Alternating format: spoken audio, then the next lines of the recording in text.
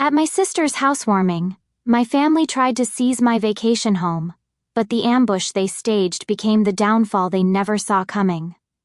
My name is Holly. I'm 34 and I learned the hard way that blood doesn't always mean loyalty. But sometimes the best revenge is simply letting people face the consequences of their own actions. It all started with what should have been a celebration. My younger sister Tessa had just bought her first house with her husband Grant, and they were throwing a housewarming party. Tessa, 29, had always been the golden child, married young, popped out 2 kids by 25, and somehow convinced our parents that she could do no wrong despite her string of poor financial decisions. I, on the other hand, was the family disappointment. Never mind that I had a successful career as a financial advisor, owned my own home, and had worked my ass off to buy a beautiful vacation cabin in the mountains. According to my parents, Robert and Marka, my life was meaningless because I didn't have children. The fact that I was perfectly happy with my dog Rudy and my independence meant nothing to them. The party was in full swing when I arrived with a nice bottle of wine and a gift card for Tessa's new place. About 30 people were there. Family, friends, neighbors. Tessa seemed genuinely happy to see me, giving me a big hug and thanking me for coming. For a moment, I thought maybe things were looking up between us. I should have known better.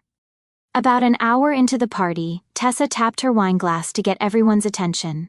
"I want to thank everyone for coming tonight," she began, her voice carrying that fake sweetness I'd learned to recognize over the years.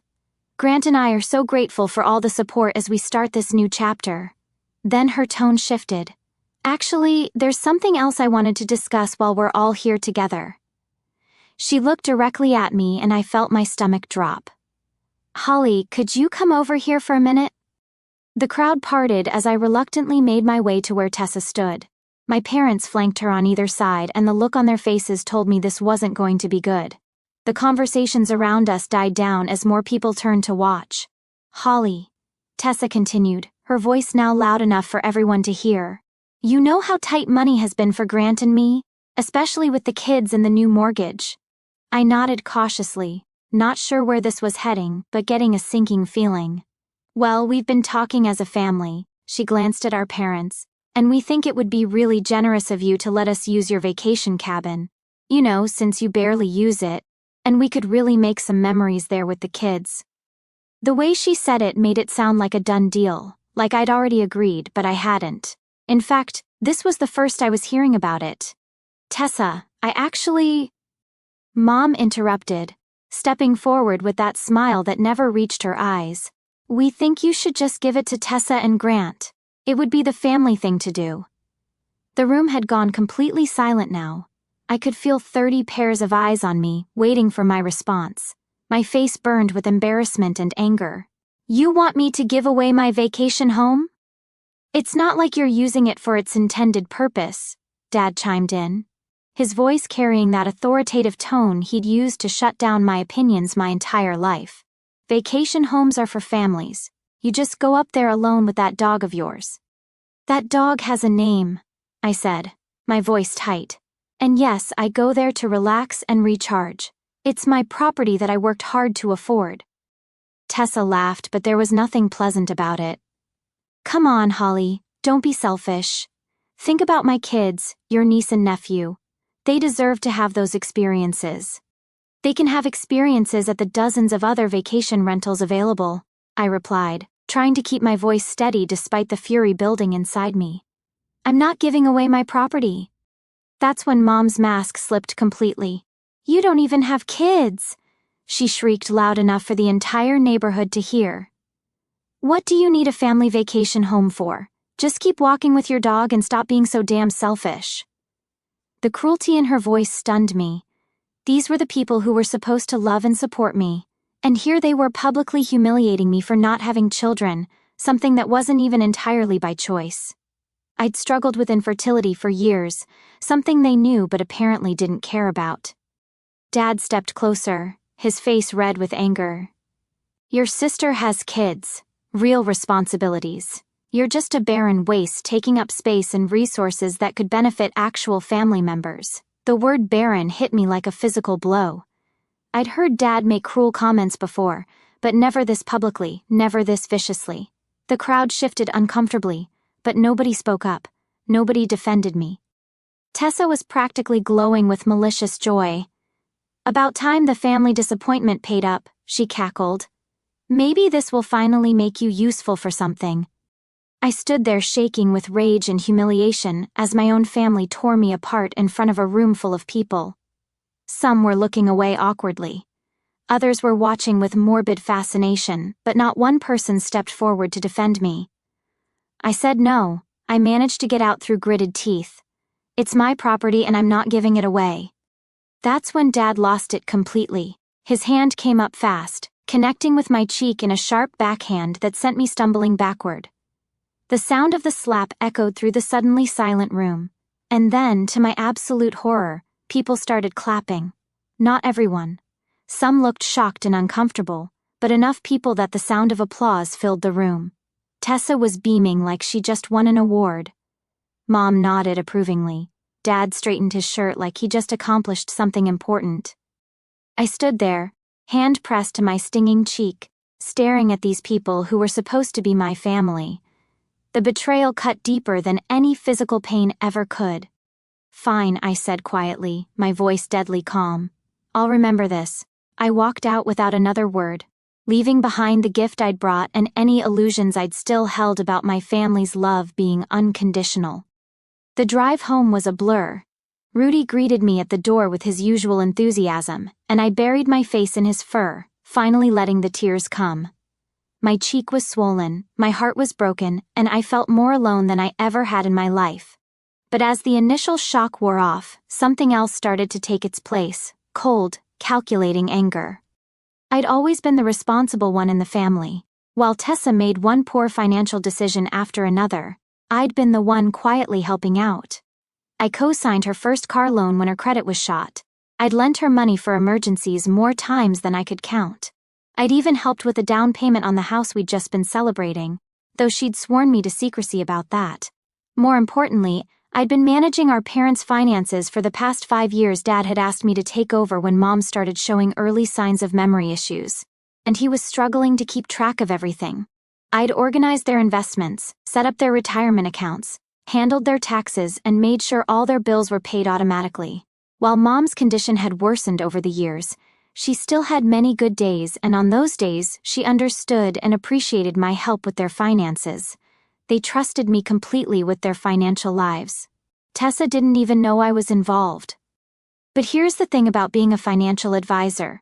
You learn that money is power, and power can be taken away just as easily as it's given. That night, I sat at my kitchen table with my laptop and started making calls. The first call was to the bank that held Tessa's mortgage, the one I helped her qualify for by co-signing and providing part of the down payment. I explained to the loan officer that due to recent family circumstances involving financial abuse and threats, I was concerned about my continued liability as a co-signer and needed to understand my options. "I understand your concerns, Miss Thompson," the officer said. "While you can't simply remove yourself as a co-signer, you can formally request that we reevaluate the loan based on changed circumstances.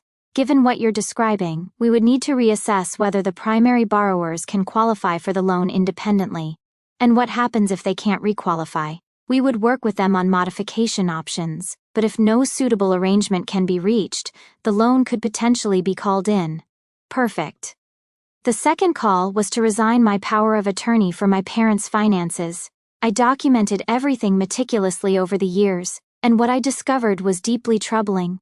Dad had been secretly funneling money to Tessa for years, money that was supposed to be part of Mom's care fund for her increasing memory issues. The loans he'd given Tessa were never repaid, totaling over $30,000. Most concerning, he'd been opening credit accounts in Mom's name without her knowledge or understanding, given her declining cognitive state. I documented everything meticulously: screenshots, bank statements, email chains, all information I'd obtained legally through my role as their designated financial representative before resigning that role. The third call was to Adult Protective Services. "I'd like to report suspected financial elder abuse," I told the intake worker. "I have documentation of someone systematically taking money from an elderly woman with memory issues, including using her identity to open credit accounts." I provided them with everything: the bank statements showing the unauthorized transfers, evidence of the credit applications Dad had filled out using Mom's information, and documentation that Mom's cognitive decline made her vulnerable to this kind of exploitation. "This is very serious," the worker told me. "We'll need to start an investigation immediately. In the meantime, we'll need to freeze the accounts in question to prevent further exploitation." The fourth call was to Tessa's employer. See, Tessa worked as a bookkeeper for a small family business, and I happened to know that her boss, Mrs. Ellsworth, was very strict about her employees' financial integrity. A quick check of public records showed that Tessa had several recent judgments against her for unpaid debts, information that definitely hadn't been disclosed during her employment.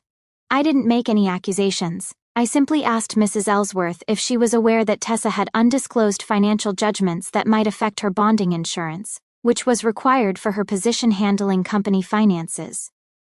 The fifth call was to the IRS. Those loans from Dad to Tessa, the ones that were never repaid and totaled over $30,000, technically forgiven loans over a certain amount are considered taxable income. And if Tessa had been accepting these payments without reporting them, well, that was tax evasion. I provided the IRS with detailed documentation of every transfer, every loan, and every gift that exceeded the annual limit, all information I'd obtained legally through my role as Mom and Dad's financial representative. But I wasn't done yet. The sixth call was to Child Protective Services. Now, I want to be clear, I would never make false reports about child welfare, but I didn't need to. Tessa's social media was a goldmine of concerning information that she'd posted herself. Photos of her kids in situations that CPS would definitely want to investigate. Posts about leaving the kids alone while she went out. Comments about using medications to help the kids sleep so she could have adult time. All publicly posted, all screenshotted and documented, all genuinely concerning for child welfare. I simply compiled everything and submitted it with a request for a wellness check. The final call was to Grant's employer. Grant worked in construction, and his company had very strict policies about domestic violence. Something about insurance liability and job site safety. The photos I'd taken of my bruised face, along with witness statements from some of the more decent people at the party who had been horrified by Dad's behavior, painted a clear picture of a family with serious violence issues. I didn't accuse Grant of anything.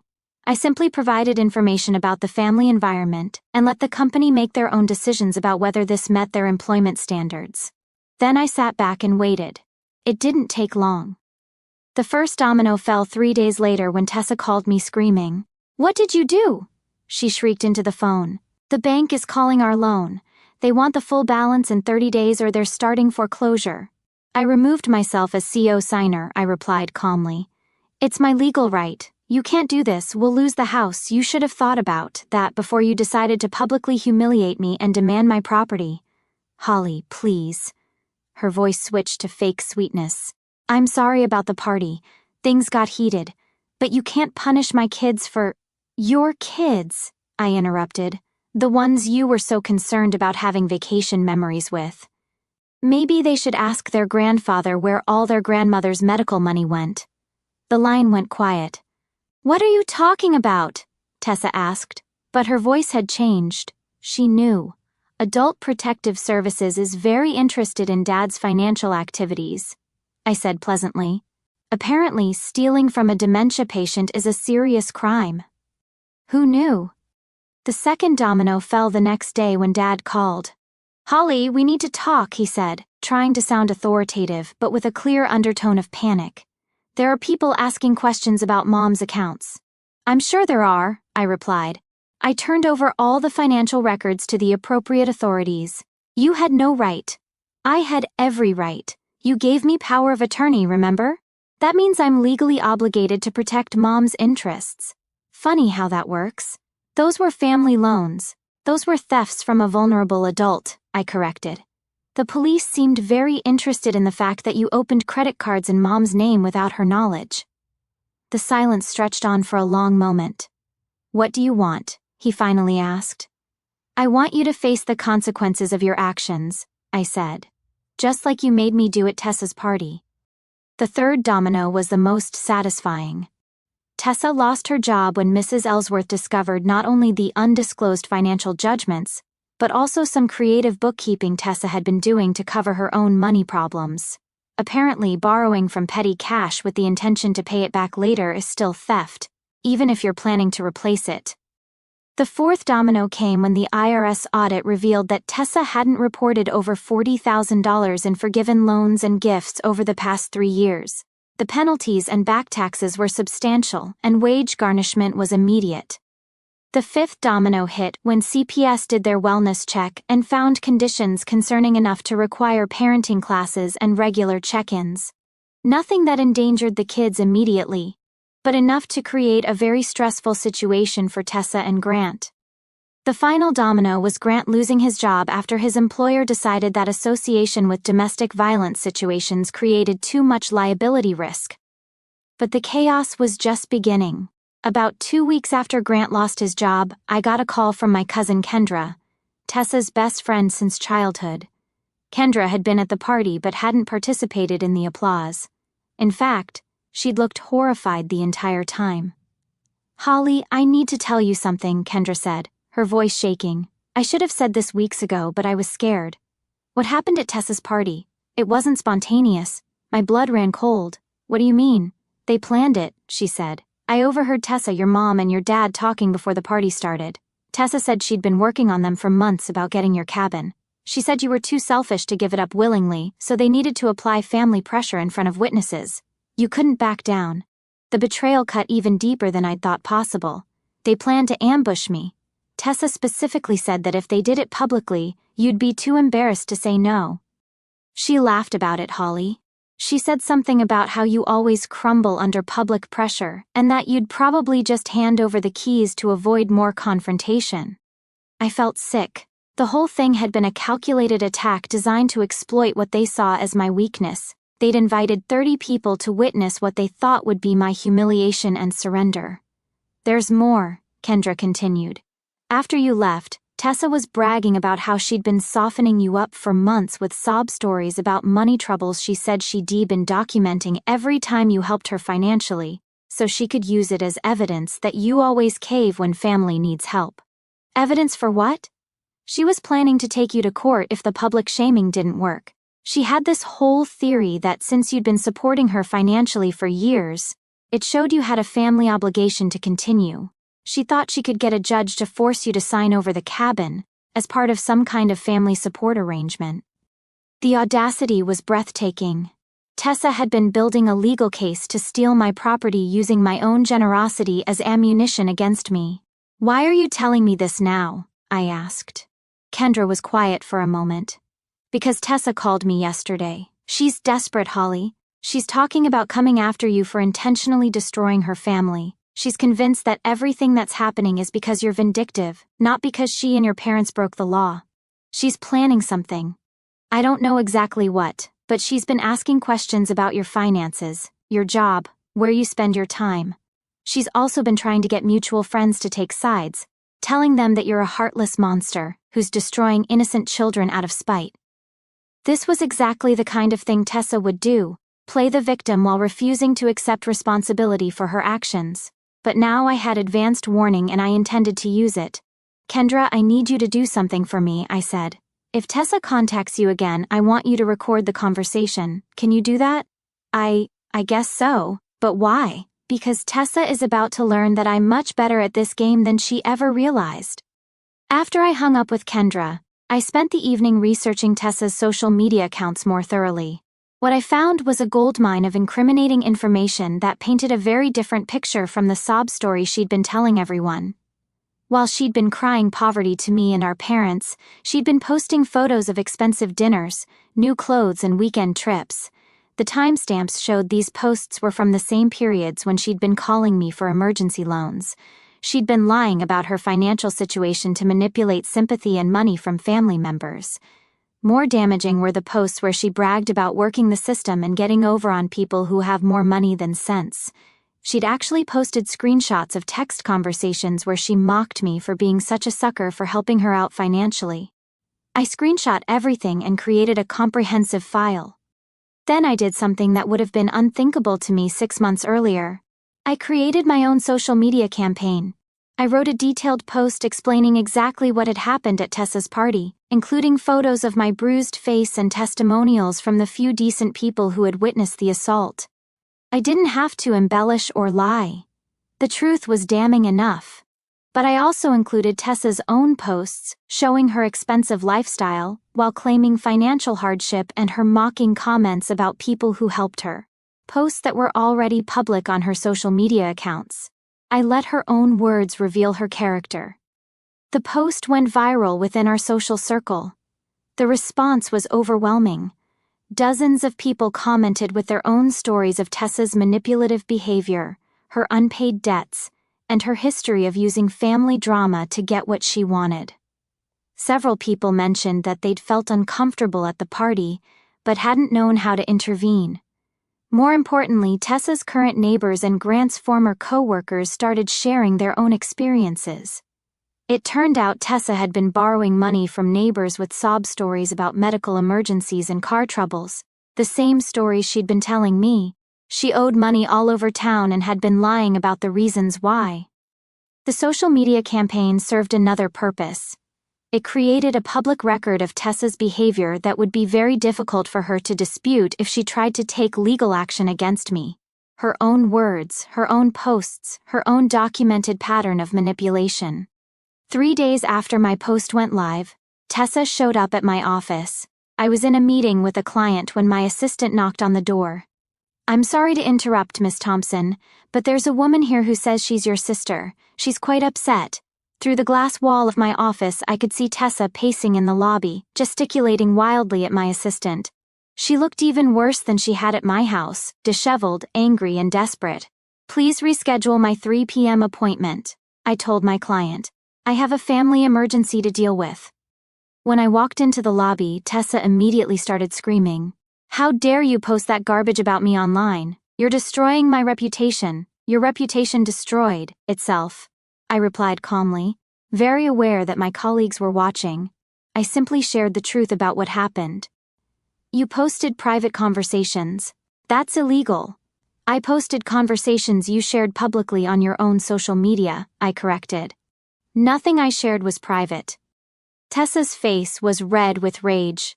"You're a vindictive bitch and everyone can see it now. Nobody believes your victim act. The comments on my post suggest otherwise," I said. "In fact, quite a few people have reached out to share their own experiences with your behavior. You turned people against me. I didn't have to turn anyone against you, Tessa. Your actions did that all by themselves." That's when she made a critical mistake.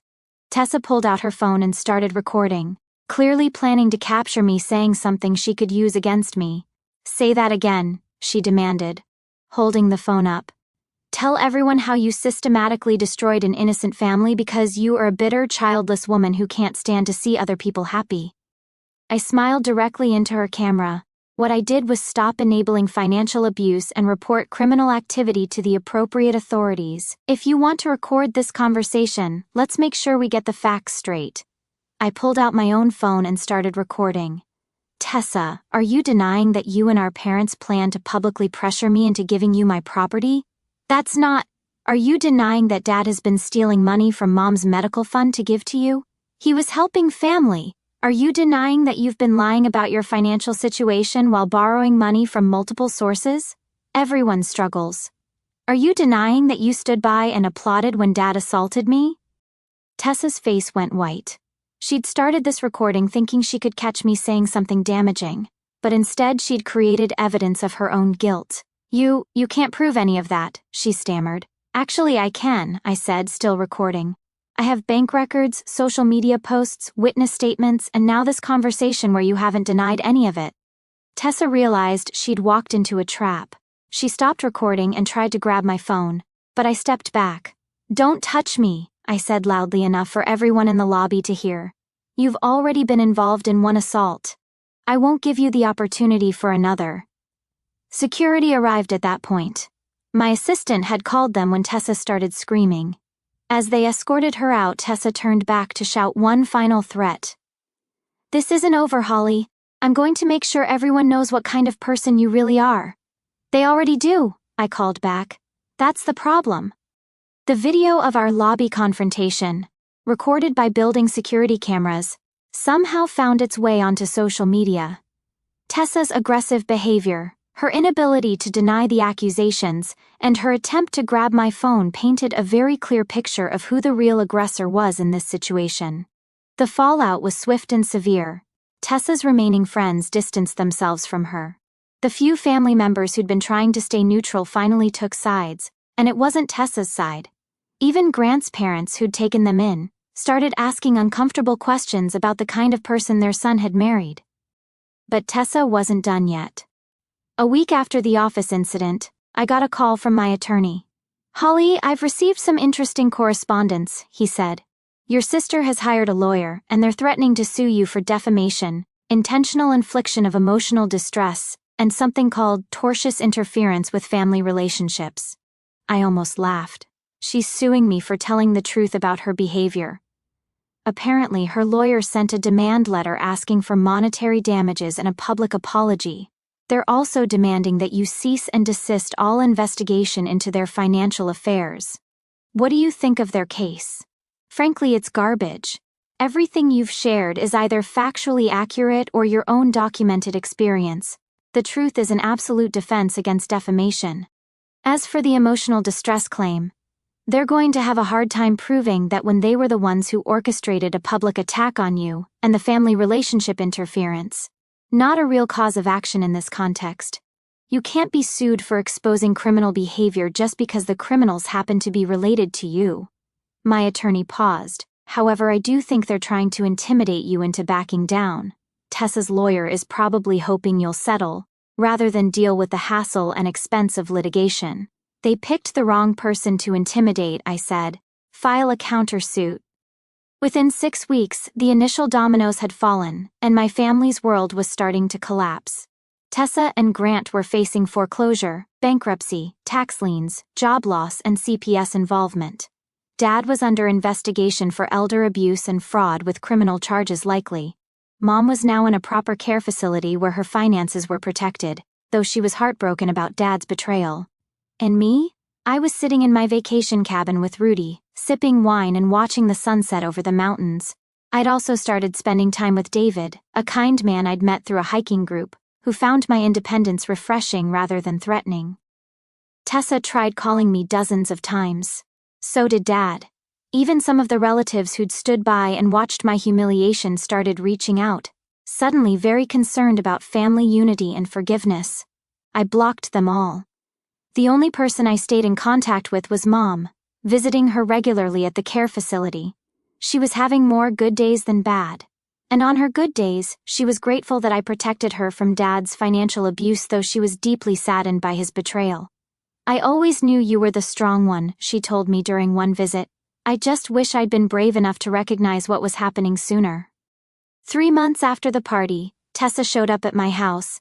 She looked terrible, thin, exhausted, with dark circles under her eyes. Her car was a beat-up Honda that I didn't recognize, probably all they could afford after losing their nicer vehicles to repossession.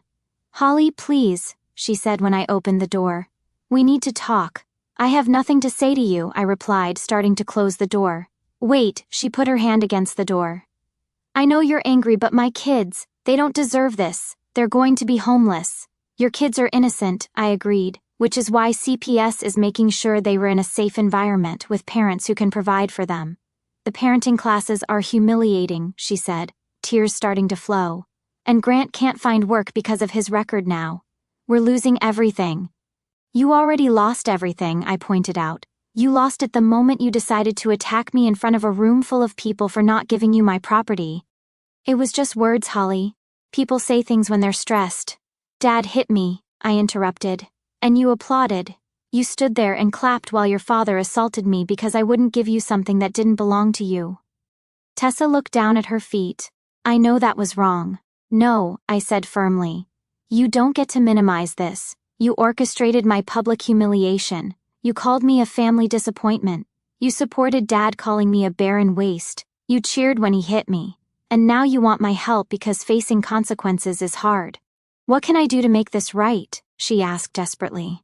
I considered her question for a long moment. "Nothing," I said finally. "There's nothing you can do. You can't take back the words, you can't take back the humiliation, you can't take back the assault, and you can't take back the fact that you all showed me exactly who you really are.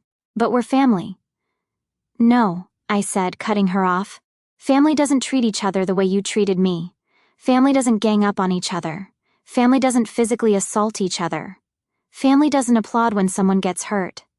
Holly, I'm begging you. You're begging me now, I observed. But where was this humility when you were demanding my vacation home?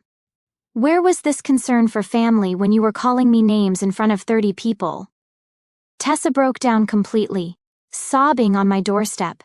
Part of me felt bad for her, the part that remembered the little sister I'd grown up with before she became entitled and cruel. But the larger part of me remembered standing in that room, hand pressed to my stinging cheek while people applauded my humiliation. I'm sorry, she whispered through her tears. I'm sure you are, I replied. You're sorry you're facing consequences. You're sorry your plan backfired. You're sorry you're losing your house and your job and your comfortable life. But are you sorry for how you treated me? Are you sorry for the years of taking advantage of my generosity? Are you sorry for standing by while Dad called me a barren waste? She looked up at me and I could see in her eyes that she was sorry, but only because she'd been caught, only because her world was falling apart. She wasn't sorry for hurting me, she was sorry for getting hurt in return. Goodbye, Tessa, I said and closed the door. Over the following months, I heard through mutual acquaintances that Tessa and Grant had moved in with his parents in another state, having lost the house when they couldn't meet the modified loan terms. Dad eventually pled guilty to several charges related to elder financial abuse. The family members who'd watched my humiliation were now dealing with the social fallout of being associated with the scandal. But the legal process has moved slowly as these things do. The IRS investigation took over a year. The elder abuse case wound through the courts for 18 months. Tessa's various financial schemes were investigated by multiple agencies over the course of 2 years. And me? I was thriving. I'd gotten a promotion at work, partly because I no longer had the stress and distraction of constantly managing my family's financial crises. My social life had improved dramatically once I stopped spending every weekend dealing with Tessa's latest emergency or Dad's demands for family gatherings where I was treated like a second-class citizen. Rudy and I spent weekends at the vacation cabin, hiking and reading and enjoying the peace. I'd started dating someone I met through a hiking group, a kind man named David, who thought my independence was attractive rather than threatening. Most importantly, I'd learned the difference between being alone and being lonely. I'd been lonely for years, surrounded by family members who only valued me for what I could provide. Now I was alone by choice. But I had genuine friends, meaningful work, and a sense of self-worth that nobody could take away. Rudy remained my faithful companion through it all. And David had become an important part of my life, someone who valued me for who I was, not what I could give. The truth is, I didn't destroy my family. They destroyed themselves with their greed, their entitlement, and their cruelty. I simply stopped enabling them to avoid the consequences of their choices. Sometimes people ask me if I feel guilty about what happened. The answer is no. I feel sad that it came to this. Sad that people I loved turned out to be so different from who I thought they were. But guilty? Never. They made their choices that night at Tessa's party. They chose cruelty over kindness. They chose public humiliation over private conversation. They chose violence over respect. They chose to treat me like an ATM rather than a family member. I simply chose to stop pretending that their behavior was acceptable. The last I heard, Tessa was working retail and living paycheck to paycheck. Dad's legal troubles were ongoing, and the stress had taken a serious toll on his health. The extended family members who had enabled their behavior were now dealing with the social consequences of being associated with elder abuse and financial fraud. As for me, I'm writing this from my vacation cabin. Rudy sleeping at my feet, a cup of coffee growing cold beside my laptop. David is coming up later for the weekend, and we're planning to hike to the waterfall I've been wanting to show him. My life isn't perfect, but it's mine, it's authentic. It's built on genuine relationships with people who value me for who I am, not what I can give them. And that vacation cabin they all wanted so badly? It's exactly what it was always meant to be, a place where someone who worked hard for what they have can find peace and happiness, surrounded by people who choose to be there because they want to, not because they think they're entitled to it. Sometimes the best revenge isn't getting even. Sometimes it's simply removing yourself from the equation and letting people face the natural consequences of their actions. Sometimes it's building a life so much better than what you had before that you realize the people who hurt you actually did you a favor by showing you who they really were. Sometimes the best revenge is just living well. And I'm living very well indeed.